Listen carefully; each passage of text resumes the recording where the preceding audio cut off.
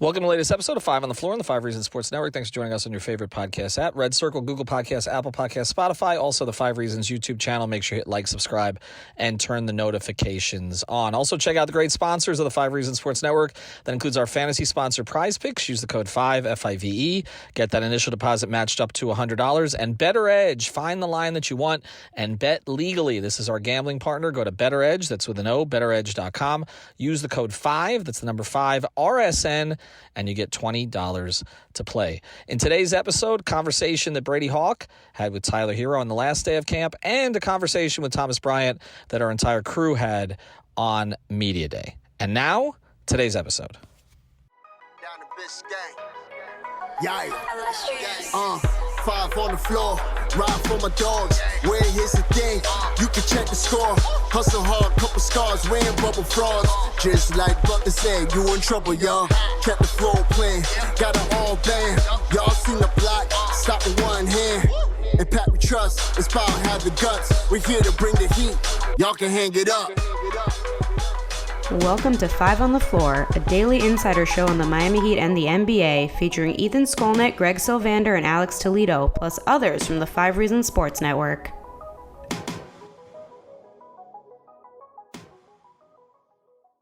I just want to ask you kind of a couple things. Start with your off-season. I saw you kind of getting up at 4 a.m., 5 a.m. I just wonder what your off-season routine looked like. Because it seemed like you got kind of 2 workouts before 12. Is that kind of what it was looking like? Yeah. I would work out at 4.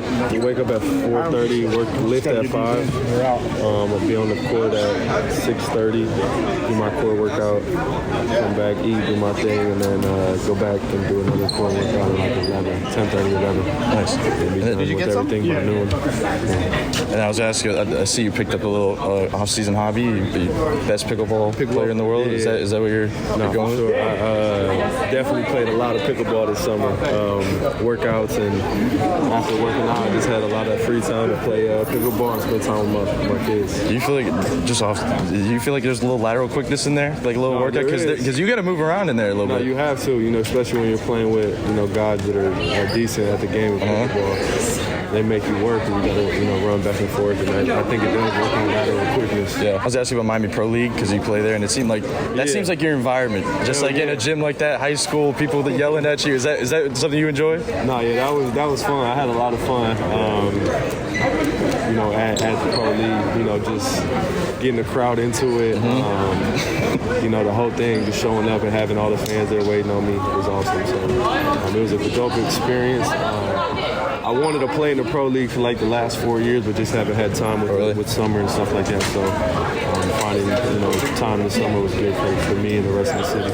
And looking forward to this season, I guess I've asked you before about you said about getting to the line more and trying to do that. Is that something hard to prep for? Because you could train threes and get finishing and stuff, but it seems like game reps the only thing that you kind of get into that. Is it something hard to kind of prepare for? You gotta work at it. It's something that I've wanted to do for the last couple of seasons. It just comes with getting stronger and experience the game slowing down, not being sped up, stuff like that. So I think it comes with experience and knowing what to look for and stuff like that. And you talked about getting more threes up possible this season. And it's funny because coming out of the draft, everybody labeled you as like a catch and shoot guy only, and I think that's probably the part of your game that maybe people overlook sometimes is the fact that you're a top catch and shoot guy. Is that something you're looking to maybe utilize a little more, try to find different ways to kind of utilize your spot ups? Just being aggressive off the catch. When Jimmy and Bam are attacking, Jay Ritchie's attacking, K-Lo's attacking. Just being aggressive and finding my spots. I have a lot of opportunities off the bounce, and playing off pick and rolls and handoffs and stuff like that. So trying to be unguardable, really, just having a lot of being able to score in every situation, really, off the catch, off the dribble, floaters, handoffs, pick and rolls. I can literally do anything on that end of the floor. So just trying to be as efficient as possible with that.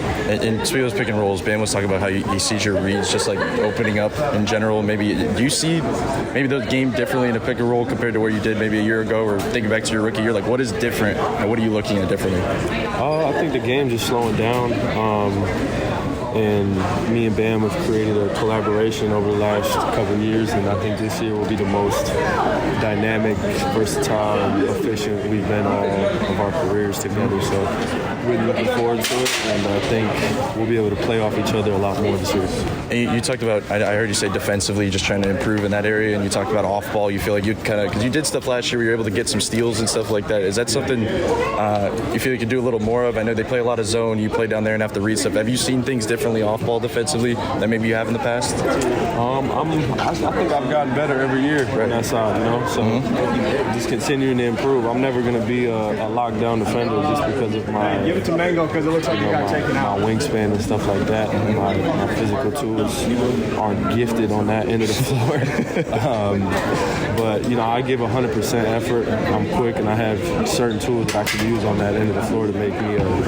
I think I'm not a terrible defender. I'm better than a lot of guys that are really good offensively. So I think being in this organization, allowing Spo and the rest of the staff to just continue to coach me up and just continuing to get better on that side. And lastly, you talked about a lot about kind of, I don't know if it's proving yourself or proving it for other people that say stuff, but like when you look forward to this season and kind of by the end of it, like what are you trying to prove? Like what are you trying to prove to others or maybe yourself? It's myself, really just, on the playoff stuff, I really just want to be able to compete and show my stuff in the playoffs. And then taking that leap, another leap that I took from like my second to the third year, I want to do that same thing from my fourth to my fifth year. So whatever that looks like, just continuing to make jumps in really every category. And sweet, real quickly, speaking of the playoffs, you kind of had that only the first half, obviously, but you played really well in that first half. You had like great shots.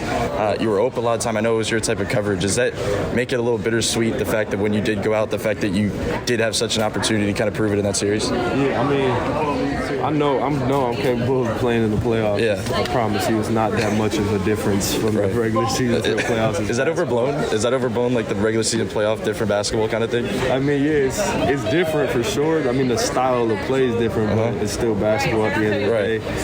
And I know I can play in the playoffs. So really, it's just getting that opportunity again. Obviously, I'm breaking my head. That didn't help. Yeah. Just continuing to get better, use the regular season, and get on the same page with the rest of my guys, get rhythm, get healthy, and playoffs is where the show starts. Sure. All right. Thank you, man. Appreciate it. See you. All right, Ethan Skolnick back here on 5 on the floor at Miami Heat Media Day with one of the Miami Heat's new additions, somebody who's being counted on to help fortify the front court. We've talked about the back court so much today.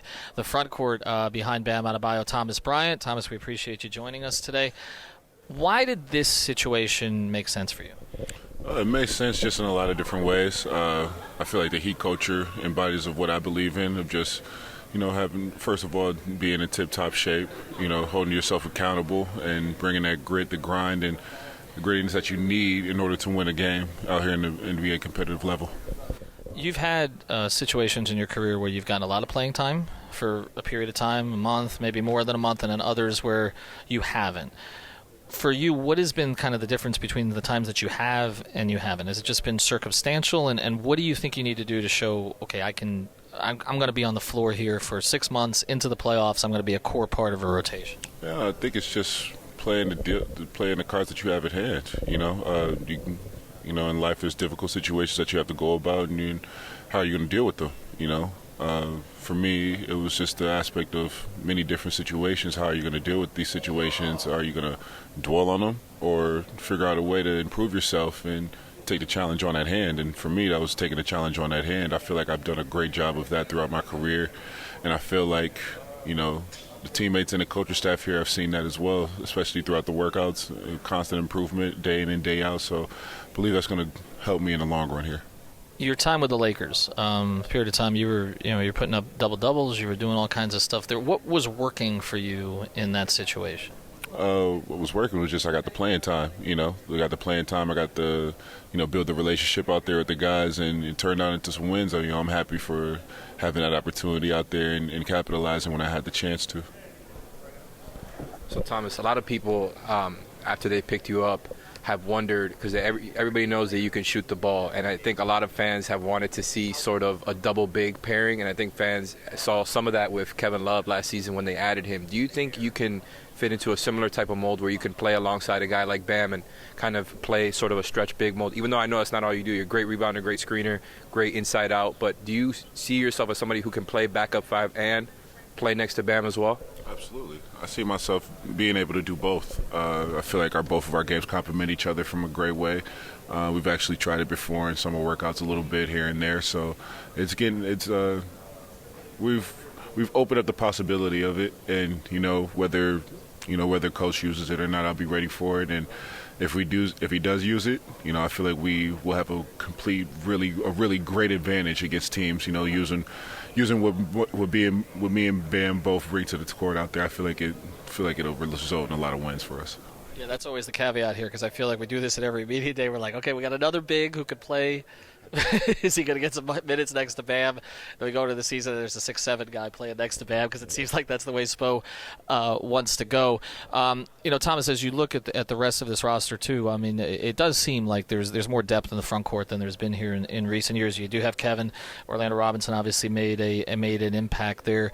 Do you feel that for you to get on the floor consistently and be that core sort of big as part of the rotation, it's going to ultimately come down maybe more to defense than offense, just with the way that this team operates? Oh yeah, for sure. I feel like there's a lot of things that play into defense and offensive end, and just who gels together with the guys out there on the court. I feel like you just have to find that, and I feel I can compliment a lot of guys out there to help with their games as well. I feel like for myself, the versatility that I can bring out there on the floor, offensive and defensive end, of being able to shoot the ball, but also being able to switch on smaller defenders and keep them in front of me, is something that I've improved on, and I feel like my teammates and coaching staff have seen that as well, the improvement that I've made there as well. And, just being out there to capitalize, whether it's starting, coming off the bench, anywhere else, it's all about winning.